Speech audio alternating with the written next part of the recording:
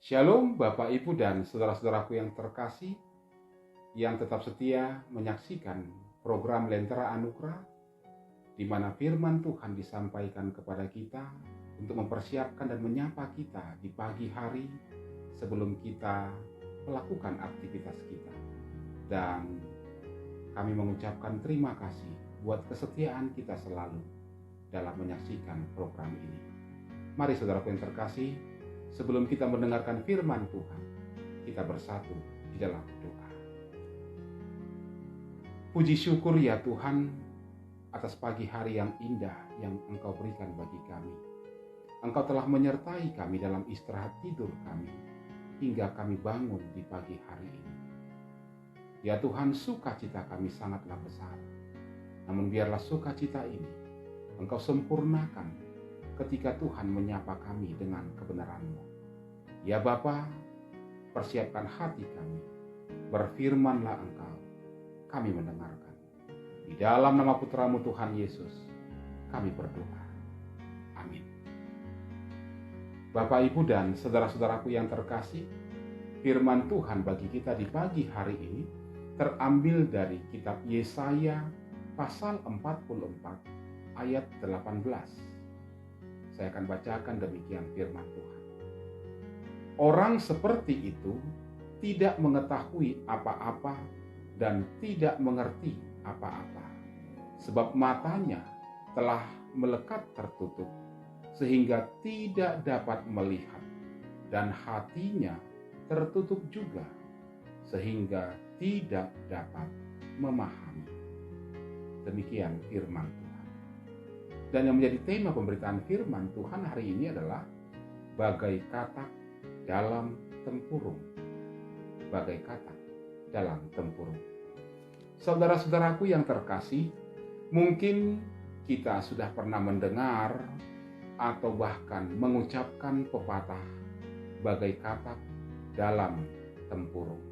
Pepatah ini sebenarnya begitu populer bagi kita semua dan kita pun pasti mengetahui artinya. Tapi saya akan mencoba menyoroti perkataan ini dari sudut pandang atau perspektif iman Kristen kita.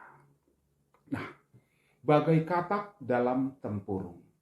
Arti yang pertama bagi kita adalah bahwa si katak tidak bisa melihat dunia luar karena dibatasi oleh tempurung. Jadi, makna yang lebih mendalam dari pepatah ini ialah bahwa hidup kita dibatasi oleh sesuatu. Hidup yang sangat terbatas. Yang dimaksud batas bukan hanya membatasi mata jasmani kita. Bukan itu yang saya maksud. Namun yang lebih lagi, bahkan yang lebih berbahaya adalah saat mata hati kita dan pikiran kita dibatasi oleh sesuatu. Mata hati yang dibatasi tidak akan bisa melihat kebenaran. Nah, apa yang membatasi mata hati kita? Yang membatasi mata hati kita adalah hawa nafsu kita sendiri.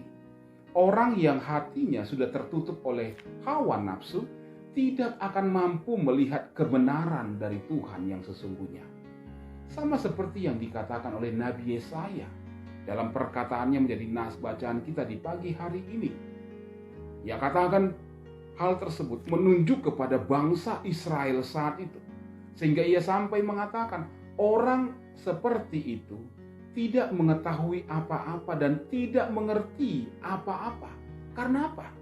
Sebab matanya melekat tertutup sehingga tidak dapat melihat. Dan hatinya tertutup juga sehingga tidak dapat memahami. Sangat-sangat mengerikan situasi seperti itu. Yang kedua, bagai katak dalam tempurung ialah saat pikiran kita dibatasi oleh kebodohan kita sendiri. Hal ini sama seperti orang yang rendah diri. Orang yang rendah diri yang pikirannya dibatasi oleh anggapan akan kemampuan dirinya yang sangat rendah dan akhirnya ia menjadi putus asa. Nah, orang yang putus asa adalah orang yang pikirannya dibatasi oleh sempitnya ide-ide yang bisa sebenarnya menjadi solusi dalam kehidupannya. Dia pikir tidak ada lagi yang bisa dilakukan. Dia pikir semua hal sudah dia lakukan. Padahal belum semua cara dan upaya ia lakukan. Dia hanya menganggap bahwa semuanya sudah dilakukan karena pikirannya yang terbatas itu. Bagai katak dalam tempurung, si katak merasa bahwa dunianya memang seperti itu, gelap dan sempit. Dia merasa bahwa itulah realitas hidupnya sendiri. Dia tidak sadar kalau dirinya sebenarnya terkungkung oleh sempitnya sebuah tempurung. Banyak juga manusia yang merasa hidupnya sudah baik-baik saja. Dia merasa seperti itulah hidup yang sebenarnya. Mereka tidak menyadari bahwa hidup bisa lagi lebih luar biasa, bisa lebih baik lagi dari apa yang mereka alami saat itu. Namun mereka merasa sudah nyaman. Jadi tidak lagi perlu untuk sebuah perubahan. Tidak berani keluar dari zona nyamannya. Tidak ingin berubah menjadi pribadi yang lebih baik lagi. Saudara-saudaraku yang terkasih, terlepas apakah saudara merasa bagai katak dalam tempurung atau tidak, namun ingatlah bahwa saudara tetap harus membuka hati dan juga pikiran saudara. Sejauh mana dan apapun yang saudara ingin capai, saudara ingin gapai, saudara ingin miliki saat ini, itu adalah ukuran atau tolak ukur atau batasan yang ada dalam diri saudara sendiri. Artinya, jika saudara ingin mencapai sebuah pencapaian yang lebih besar, yang lebih baik, maka bukalah mata, hati, dan pikiranmu. Membuka hati bisa dimulai dengan membersihkan kotoran-kotoran yang mungkin ada dalam hatimu.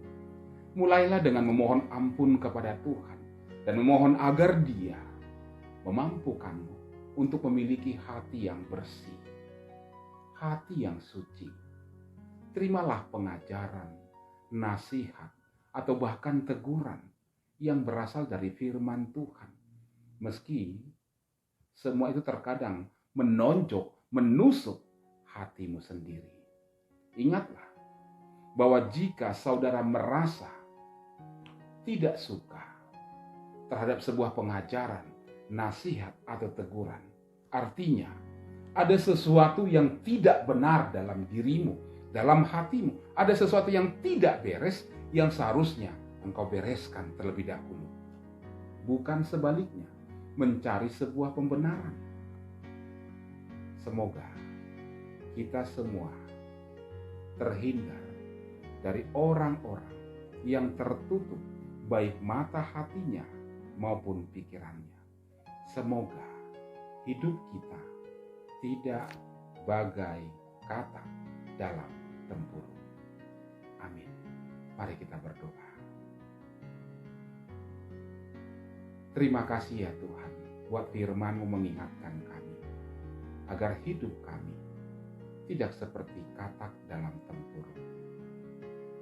Ya Tuhan, bukalah mata hati, pikiran, dan iman percaya kami, sehingga kami bisa melihat kebenaran Tuhan dan hidup di dalam kebenaran-Mu. Berkati dan sertailah kami dalam aktivitas kami di hari ini. Terima kasih ya Tuhan. Inilah doa kami yang kami bawa kepadamu di dalam nama Putra-Mu Tuhan Yesus, yang mendengar dan menyempurnakan doa kami. Dalam doa Bapa kami, kita mengucapkan bersama-sama. Bapa kami yang di sorga, dikuduskanlah nama-Mu. Datanglah kerajaan-Mu, jadilah kehendak-Mu di bumi seperti di sorga. berikanlah kami pada hari ini makanan kami yang secukupnya. Dan ampunilah kami akan kesalahan kami, seperti kami juga mengampuni orang yang bersalah kepada kami. Dan janganlah membawa kami ke dalam pencobaan, tetapi lepaskanlah kami daripada yang jahat. Karena Engkau yang punya kerajaan dan kuasa dan kemuliaan sampai selama-lamanya. Terimalah berkat dari Tuhan. Kasih karunia dari Tuhan Yesus Kristus, kasih sayang dari Allah Bapa, dan penyertaan dalam persekutuan dengan Roh Kudus, kiranya menyertai kita sekalian hari ini, esok, dan sampai selama-lamanya. Amin. Shalom Bapak, Ibu, dan saudara-saudaraku yang terkasih. Selamat beraktivitas. Tuhan memberkati kita. Jangan lupa 3M. Memakai masker, menjaga jarak, dan mencuci tangan. Salam sehat buat kita semua.